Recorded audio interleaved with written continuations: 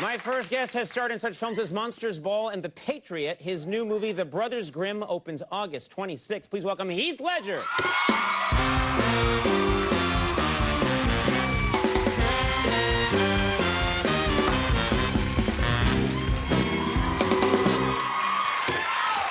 Thanks for coming. Thanks for having me. You got a little bit of Conan energy right there. Yeah, I know. I was watching you before. And you got me You had a lot up. of sugar, yeah. I have. No, thanks for coming. First of all, oh, those are cool. Yeah, they're all right, huh? Look at that. I got attacked by a cat on the way here. They were just red. Yeah, they would frighten any animal. Yeah, no, they're cool, though. Now, I want to ask you something. First of all, you are from Australia, but I don't know where in Australia. Where are you from? Perth, Western Perth. Australia. Never been to Perth, but absolutely beautiful place, Australia. It is beautiful, yeah. Fantastic. But now you live in Brooklyn. Yep. And I was thinking... No, listen, I'm not... Uh-oh. People are going to be waiting for me when I leave. What are you saying about Brooklyn? No, Brooklyn's great, but I can't imagine a place that would be more opposite than Australia, right? I mean, it's just got to be completely different. It is, and that's kind of what I love about it at this point. I was after a change, you know. And it's just so quiet. It's real living, you know. I'm lugging my laundry down to the laundromat, and you know, my duties right now is just keeping the house clean, my girlfriend happy. Right. I love that you just say, like, yeah, I had to get out of Australia so I could lug some laundry around, you know? Yeah. But I mean, you get hounded a bit in Australia. You're, you know, a big star anywhere, but in Australia, the paparazzi kind of gives you a hard time? Yeah, I guess so. I mean, look, they're bored, I think. You know, they don't get many people going down to Australia, and so it's you know. They've got all the photos of Crocodile Dundee they would ever want. They're like, we got to get Heath now. Yeah. So you come to Brooklyn, and the paparazzi, they don't really want to go into Brooklyn too badly, no, right? they couldn't care less. It's great. Yeah. Yeah. You settle down, Terrell. Come up there. I'm gonna have Mr. T take care of that guy. But so you're having a good time, and I know that sometimes in Australia when you've had a hard time with the paparazzi, you know, and it's common among stars, they tend to lose it once in a while. You've actually thrown, you throw stuff at them. Is that true? Yeah. I think people are behind you on that. I don't think anyone's complaining. But what do you throw? I've thrown an egg. You've thrown an egg? Yeah, not at them, just kind of next to them so it splatters up. You put a lot of thought into it. But that's how pathetic it is. Like, that's what we were reduced to, you know? Right, like, you can't actually stand up and slap them. I mean, when they kind of spy in on you and you're trying to, like, bathe out in the sun and you're with your girlfriend or your friends or your family, and they're spying in on you, it actually feels like you're getting a slap across the face. Right. And we can't physically stand up and hit them back, of course. It would be rude and against the law. Right. So you get an egg and... That's a good idea. Do you carry eggs with you? Do you have an egg dispenser? Yeah. Do you have a carton strapped to your chest at all times? Yeah. Very nice. That was a cool sound, by the way. Thanks a lot, yeah. I got more. This guy provides his own sound effects. Now, correct me if I'm wrong. I'm an idiot, but Australia now is having... We're in the summer, but it's the winter for Australia. Is that right? Yeah. Does that mean, like, snow on people cooking at the chimney? And, I mean, what does it mean when it's winter in Australia? What does it mean? I mean, does it get really cold? Are the kangaroos wearing mittens? Not really. I mean, it was quite confusing growing up. I mean, for example, I mean, Christmas time in Australia, I grew up, you know, around the barbecue, kind of cooking sausages and steaks.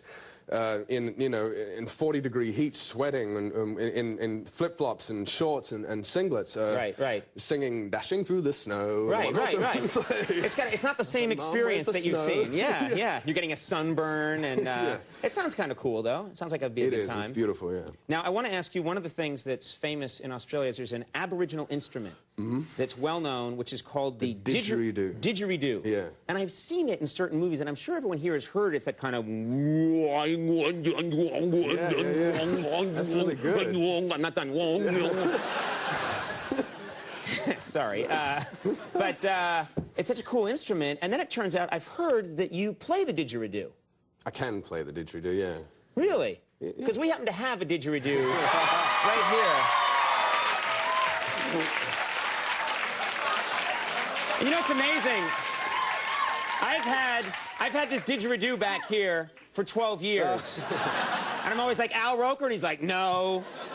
Desperate Housewives? No. But can you give us a demonstration? Is that all right? Okay, sure. Am I even holding this? I don't even know which the right end. Do you know how they make this, or they find these? The Aboriginals will walk through in the outback. Right. And they walk up to trees, and this is like the trunk of a tree, and they tap it like this. Right. And they listen to it and listen to the sound, whether or not it's hollow. It's actually termites that kind of bite their way through.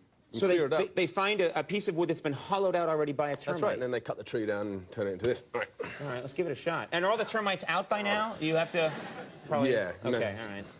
All right, so you got to be really, really quiet. Okay, here we go. Excellent, thank you very much. So...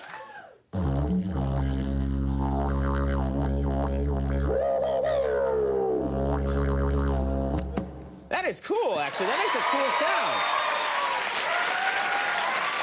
Put it back there for another 20 years. That's a Do you want to give it a shot?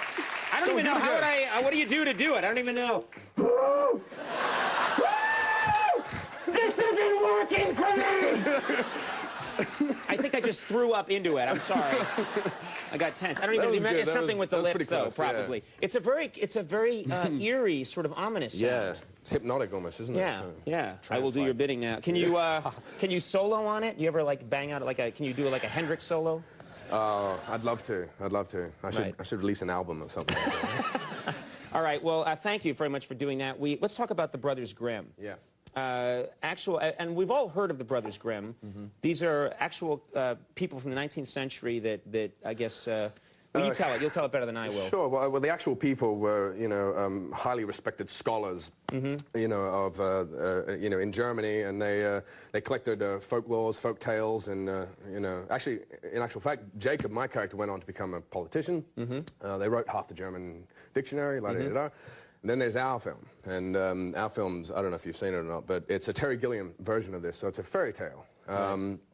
And it's a beautiful film. It's very eccentric. Terry Gilliam is one of my favorite directors.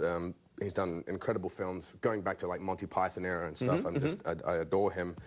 And so basically in this film, Matt Damon is my brother, and the two of us kind of go from town to town, bilking these villagers for their kind of hard-earned dollar. And we set up these little scams where we pretend to vanquish them, vanquish their towns of these kind of mill witches and bridge trolls, when in actual fact we're setting up little scenarios. You're scamming them a little bit. Scamming them, that's right. And then we encounter a real enchanted forest, and that's the story. And it's sort of the historical meets sort of a fantasy element here. Yeah, we have a clip here. Anything we need to know specifically for this, or? No, go for it. All right. How refreshing. Let's take a look at this clip from the Brothers Grimm. Grimm is the name. 2 M's. We are the Brothers Grimm.